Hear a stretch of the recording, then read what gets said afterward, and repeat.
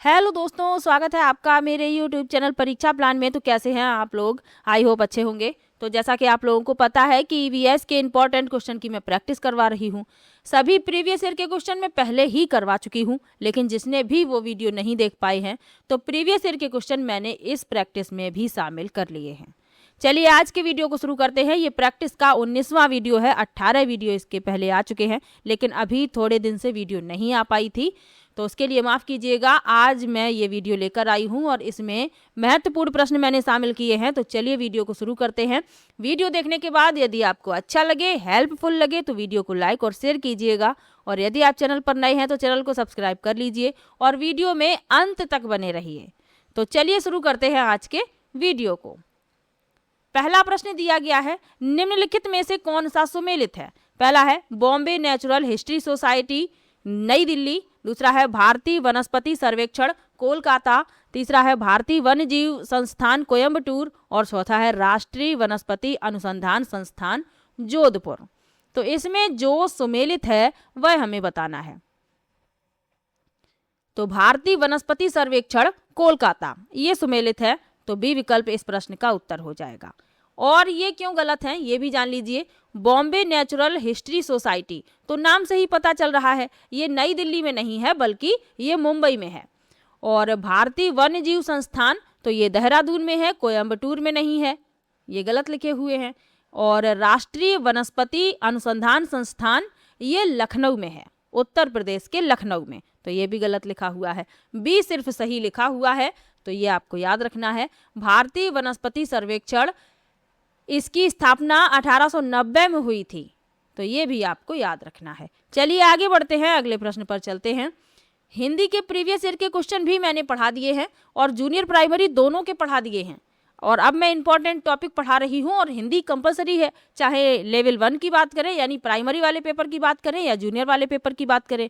तो हिंदी आपको प्रथम भाषा के रूप में करनी ही है, तो हिंदी की वीडियो आप लोग देख सकते हैं। चलिए दूसरा क्वेश्चन देख लेते हैं। निम्नलिखित में से कौन सा नवीकरणीय ऊर्जा का स्रोत नहीं है? पहला है जीवाश्म ईंधन, दूसरा है जल विद्युत, तीसरा है पवन ऊर्जा और चौथा है सौर ऊर्जा। अब नवीकरणीय ऊर्जा के स्रोत क्या होते हैं?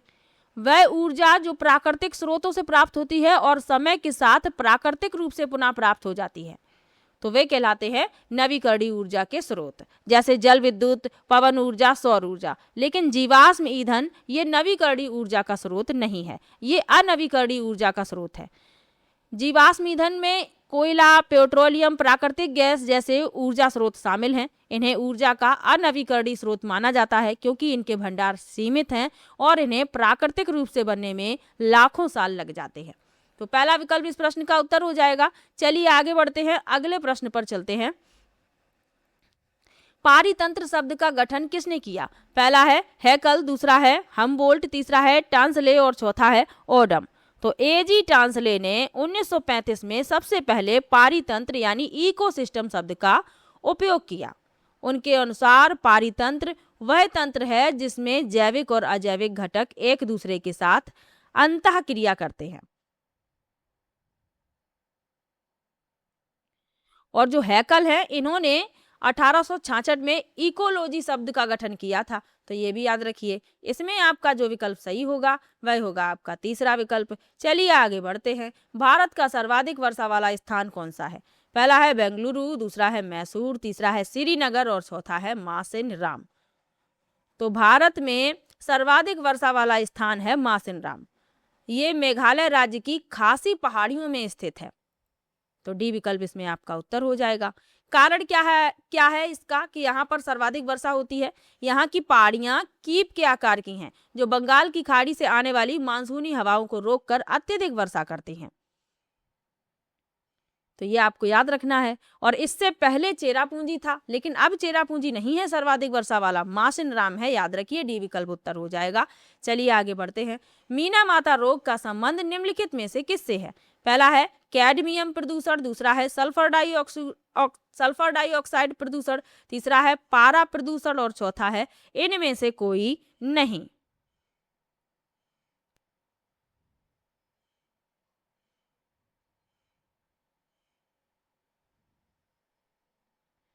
तो मीना माता रोग का कारण क्या है? पारा यानी मरकरी प्रदूषण। सी विकल्प इसमें आपका उत्तर हो जाएगा।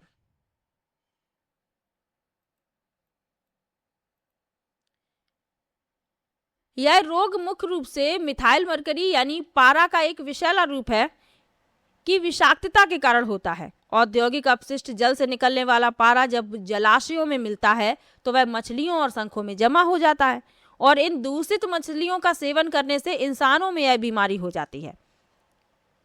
और इसकी आधिकारिक खोज सबसे पहले 1956 में जापान के क्यूश द्वीप पर स्थित मीनामाता शहर में हुई थी। तो यह भी याद रखिएगा। तो इसमें आपका सी विकल्प उत्तर है। चलिए आगे बढ़ते हैं। निम्नलिखित में से कौन सी गतिविधि पर्यावरण संरक्षण से संबंधित नहीं है? पहला है वनोन्मूलन, दूसरा है प्राकृतिक संसाधनों का संरक्षण, तीसरा है वृहद पौधरोपण और चौथा है जलाशयों की सफाई। तो पर्यावरण संरक्षण से जो संबंधित नहीं है वह हमें बतानी है। तो वनोन्मूलन जो है ये पर्यावरण से संबंधित नहीं है, पर्यावरण संरक्षण से, क्योंकि वनोन्मूलन का अर्थ क्या हुआ? वनों की कटाई और पेड़ों की कटाई से इसका संबंध है, वनों को नष्ट करने से। तो ये संरक्षण से संबंधित नहीं है। पहला विकल्प उत्तर हो जाएगा। चलिए आगे बढ़ते हैं। भारत में बाल श्रम को प्रतिबंधित करने के लिए बाल श्रम निषेध एवं विनियमन अधिनियम किस वर्ष में पारित किया गया? पहला है 1938, दूसरा है 1988, तीसरा है 1986 और चौथा है 2017। तो इसमें आपका जो उत्तर होगा वह होगा सी विकल्प 1986। अधिनियम का उद्देश्य क्या था? भारत सरकार ने 14 वर्ष से कम आयु के बच्चों को खतरनाक व्यवसायों जैसे पटाखा फैक्ट्री, माचिस उद्योग आदि में काम करने से रोकने और अन्य क्षेत्रों में उनके काम करने की स्थितियों को विनियमित करने के लिए बाल श्रम अधिनियम 1986 पारित किया। इस कानून को 2016 में संशोधित भी किया गया। तो ये भी आपको याद रखना है। चलिए आगे बढ़ते हैं, अगले प्रश्न पर चलते हैं। नशीली दवाओं की लत को नियंत्रित करने हेतु आमतौर पर प्रयुक्त की जाने वाली औषधि का नाम क्या है? पहला है फोलिक अम्ल, दूसरा है कोकीन, तीसरा है एस्कॉर्बिक अम्ल और चौथा है पैथिडीन। तो इसमें जो आपका उत्तर होगा वह होगा डी विकल्प पैथिडीन। तो पैथिडीन जो है एक सिंथेटिक ओपियोइड दवा है। इसका उपयोग गंभीर दर्द को कम करने के लिए किया जाता है और नशीली दवाओं विशेषकर हेरोइन और अन्य अफीम आधारित नशों की लत के उपचार में डॉक्टर की देखरेख में इसका उपयोग किया जाता है। तो डी विकल्प इसमें आपका उत्तर है। इंपॉर्टेंट क्वेश्चन है। चलिए आगे बढ़ते हैं। भारत में प्रथम यात्री रेलगाड़ी की शुरुआत कब हुई? पहला है 1920, दूसरा है 1856, तीसरा है 1853 और चौथा है 1959।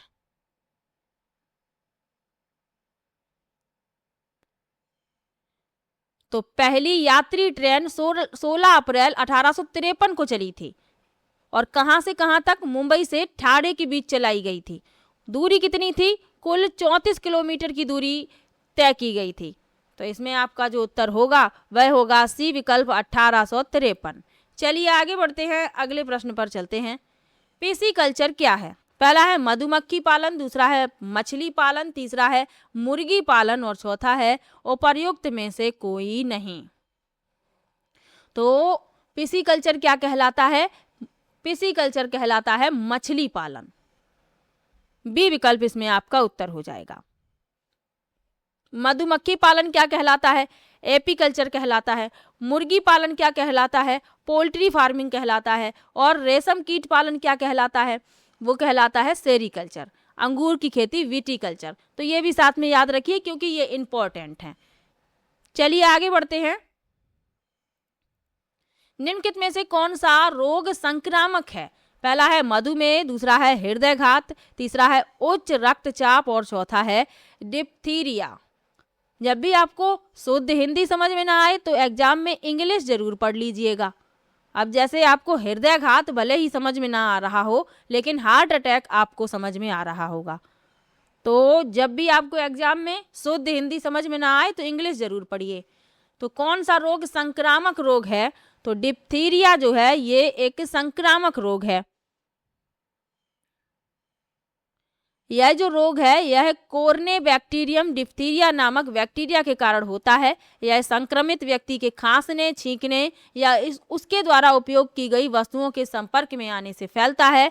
तो इसमें आपका डी विकल्प उत्तर हो जाएगा। चलिए आगे बढ़ते हैं। निम्नलिखित में से कौन सा परीक्षण HIV से प्रत्यक्ष संबंधित है? पहला है विडाल, दूसरा है MP, तीसरा है इसार और चौथा है एलिसा।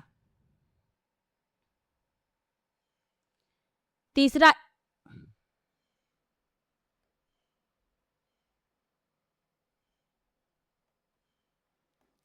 अगला प्रश्न दिया गया है, निम्नलिखित में से कौन सा परीक्षण HIV से प्रत्यक्ष संबंधित है? पहला है विडाल परीक्षण, दूसरा है MP, तीसरा है ESR और चौथा है एलिसा। तो विडाल परीक्षण जो है यह टाइफाइड बुखार की पहचान के लिए किया जाता है। MP यह मलेरिया परजीवी की जांच के लिए किया जाता है। ESR जो है यह शरीर में किसी भी प्रकार की सूजन या जलन का पता लगाने के लिए एक सामान्य टेस्ट है। लेकिन जो एलिसा परीक्षण है इसका संबंध है प्रत्यक्ष रूप से HIV से। तो इसमें आपका डी विकल्प सही हो जाएगा, एलिसा।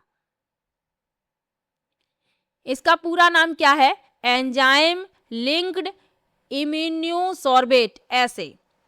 यह एक प्रयोगशाला तकनीक है जिसका मुख्य रूप से शरीर में HIV एंटीबॉडीज या एंटीजन की पहचान करने के लिए किया जाता है। डी विकल्प इसमें आपका उत्तर हो जाएगा। अगला प्रश्न दिया गया है, निम्नलिखित में से किस में उद्यान कृषि का अध्ययन किया जाता है? पहला है बॉटनी, दूसरा है हॉर्टिकल्चर, तीसरा है जियोलॉजी और चौथा है एनाटॉमी। तो जिसमें उद्यान कृषि का अध्ययन किया जाता है वह कहलाती है हॉर्टिकल्चर। तो इसमें आपका बी विकल्प उत्तर हो जाएगा। बॉटनी में वनस्पति विज्ञान, बॉटनी जो है यह वनस्पति विज्ञान है जिसमें पादपों का सामान्य वैज्ञानिक अध्ययन किया जाता है। जियोलॉजी में किसका अध्ययन किया जाता है? तो यह भूविज्ञान है जिसमें पृथ्वी की संरचना और उसके संबंधी पदार्थों का अध्ययन किया जाता है। और एनाटॉमी शरीर रचना विज्ञान है जिसमें जीवों के अंगों और उनकी आंतरिक संरचना का अध्ययन किया जाता है। चलिए आगे बढ़ते हैं, अगले प्रश्न पर चलते हैं। कौन सी गैस ग्लोबल वार्मिंग के लिए उत्तरदायी है? पहला है नाइट्रोजन, दूसरा है मीथेन, तीसरा है कार्बन डाइऑक्साइड और चौथा है सल्फर डाइऑक्साइड। तो कौन सी गैस ग्लोबल वार्मिंग के लिए उत्तरदायी है? तो वह है कार्बन डाइऑक्साइड। तो इसमें आपका सी विकल्प उत्तर हो जाएगा, कार्बन डाइऑक्साइड। चलिए आगे बढ़ते हैं। राष्ट्रीय बाल श्रम उन्मूलन प्राधिकरण की स्थापना कब की गई? पहला है 16 अगस्त 1996, दूसरा है 5 जून 1990, तीसरा है 22 जुलाई 2002 और चौथा है 26 सितंबर 1994।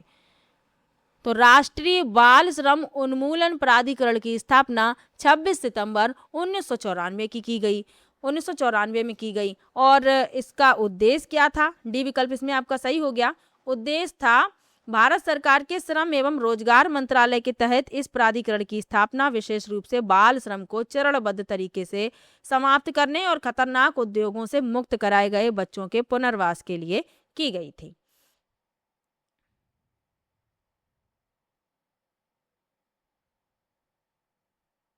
चलिए आगे बढ़ते हैं, अगले प्रश्न पर चलते हैं। भारत में बाल विवाह निरोध अधिनियम किस वर्ष पारित किया गया था?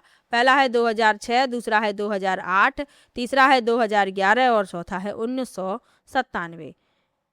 तो भारत में बाल विवाह निरोध अधिनियम कब पारित किया गया? 2006 में। और इसका नाम क्या है? इसे बाल विवाह प्रतिषेध अधिनियम कहा जाता है। बाल विवाह प्रतिषेध अधिनियम 2006। तो पहला विकल्प इसमें आपका उत्तर हो गया। यह अधिनियम 1 नवंबर 2007 से पूरे भारत में लागू हुआ। तो ये भी याद रखिए। उद्देश्य क्या था? इस कानून का उद्देश्य बाल विवाह को रोकना, इसके पीड़ितों को सहायता प्रदान करना और बाल विवाह को बढ़ावा देने वालों के लिए कड़े दंड का प्रावधान करना है। तो ये आपको याद रखना है, पहला विकल्प उत्तर है। अगला प्रश्न है, कौन सा सुमेलित नहीं है? इसमें जो सुमेलित नहीं है वह हमें बताना है। चलिए देख लेते हैं। लिखा है फिरन, तो इसका संबंध जम्मू कश्मीर से है। बिल्कुल सही लिखा हुआ है। यह जम्मू और कश्मीर का एक पारंपरिक वस्त्र है जिसे ठंड से बचने के लिए पुरुष और महिलाएं दोनों पहनते हैं। अगला लिखा है पानो भाजू, तो ये लिखा है पश्चिम बंगाल। ये गलत लिखा हुआ है क्योंकि पानो भाजू गोवा का पारंपरिक परिधान है। पश्चिम बंगाल का नहीं, तो यही सुमेलित नहीं है, यही हो गया इस प्रश्न का उत्तर। हमें कौन सा बताना था? जो सुमेलित नहीं है, और बी सुमेलित नहीं है, बाकी सब सही लिखे हुए हैं। चलिए आगे बढ़ते हैं। बागवानी के लिए कौन से प्रकार का उर्वरक उपयोग होता है? अगला प्रश्न है, बागवानी के लिए कौन से प्रकार का उर्वरक उपयोगी होता है? पहला है यूरिया, दूसरा है सोडियम फॉस्फेट, तीसरा है डीएपी और चौथा है वर्मी कंपोस्ट। तो बागवानी के लिए जो उर्वरक उपयोगी है वह है आपका वर्मी कंपोस्ट, डी विकल्प उत्तर हो जाएगा।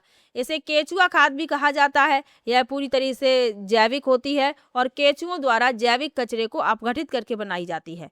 तो इसमें आपका डी विकल्प उत्तर है। चलिए आगे बढ़ते हैं। भारत में उपभोक्ता संरक्षण अधिनियम किस वर्ष लागू किया गया? पहला है 1981, दूसरा है 1985, तीसरा है 1986 और चौथा है 1988।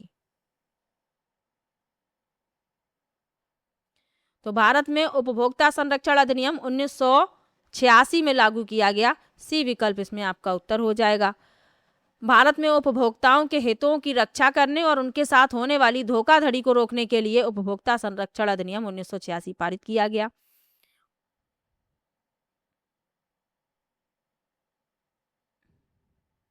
और एक जानकारी और याद रखनी है कि पुराने कानून की जगह अब उपभोक्ता संरक्षण अधिनियम 2019 लागू हो गया है, जिसमें ई कॉमर्स यानी ऑनलाइन शॉपिंग और भ्रामक विज्ञापनों के लिए कड़े नियम बनाए गए हैं। तो ये भी साथ में याद रखिए। चलिए आगे बढ़ते हैं। पक्षाभ उपकला प्राणियों के शरीर में कहाँ मिलते हैं? पहला है आमाशय, दूसरा है श्वसनिका, तीसरा है आंत्र और चौथा है वायुकोश।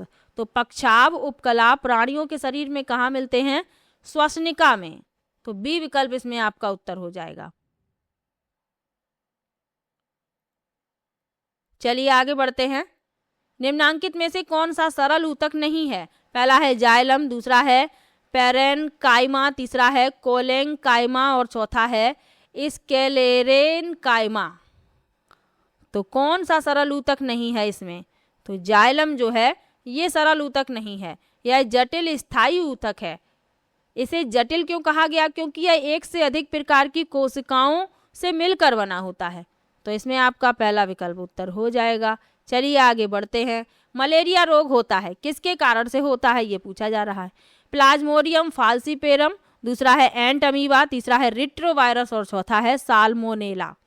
तो मलेरिया रोग किसके कारण होता है? प्लाज्मोडियम फाल्सीपेरम के कारण होता है। तो पहला विकल्प उत्तर हो जाएगा। यह एक प्रोटोजोआ परजीवी है जो मलेरिया का मुख्य कारण है। तो पहला विकल्प उत्तर है।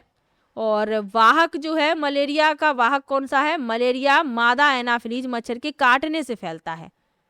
तो ये भी याद रखिए। और विकल्प लिखे हुए हैं। एंट अमीबा, तो यह पेचिस का कारण बनता है। रेट्रोवायरस, यह एड्स जैसी बीमारियों के लिए जिम्मेदार वायरस का समूह है। और साल्मोनेला, यह बैक्टीरिया टाइफाइड बुखार का कारण बनता है। चलिए आगे बढ़ते हैं। वायु प्रदूषण का कौन सा स्रोत नहीं है? पहला है वाहन, दूसरा है उद्योग, तीसरा है ठोस अपशिष्ट और चौथा है धूल के कण। तो वायु प्रदूषण का कौन सा स्रोत नहीं है? ठोस अपशिष्ट।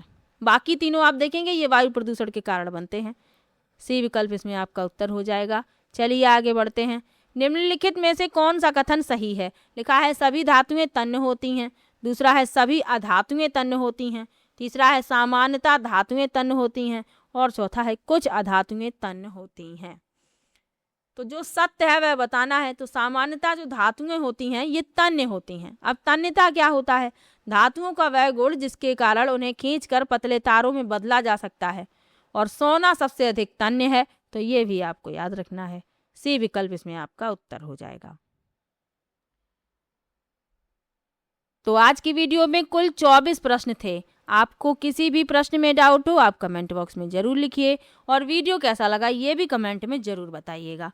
इसके अलावा मैथमेटिक्स के प्रीवियस ईयर के क्वेश्चन भी सॉल्व करवा रही हूँ और लेवल 2 के लिए साइंस के क्वेश्चन भी सॉल्व करवा रही हूँ। तो यदि आपका लेवल 2 में विषय साइंस है तो आप वो वीडियो भी ज़रूर देखिएगा। मैथमेटिक्स के प्राइमरी वाले पेपर से शुरुआत की है। जैसे ही प्राइमरी के सभी पेपर कंप्लीट हो जाएंगे तब मैं जूनियर वाले पेपर के प्रीवियस ईयर के क्वेश्चन भी सॉल्व करवा दूंगी। चलिए मिलते हैं नेक्स्ट वीडियो में। वीडियो कैसा लगा कमेंट बॉक्स में ज़रूर बताइएगा। वीडियो को लाइक कीजिएगा और चैनल को सब्सक्राइब कर लीजिएगा। मिलते हैं नेक्स्ट वीडियो में। तब तक के लिए बाय बाय।